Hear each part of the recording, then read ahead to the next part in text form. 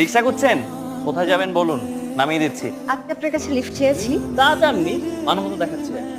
মানবতা তো দেখিয়ে বেড়ানোর জিনিস না, এটা ধারণ করার জিনিস। আপনার মতন আগ বাড়িয়ে যারা সাহায্য করতে আসে তারা হয় মহাপুরুষ না হয় ধান্দাবাজ।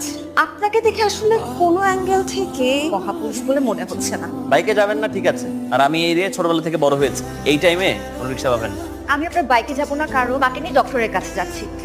বাবু আন্টি, ওয়ালাইকুম আসসালাম। আচ্ছা আমি সামনে যাচ্ছি, যদি রিক্সা পাই পাঠিয়ে দিচ্ছি।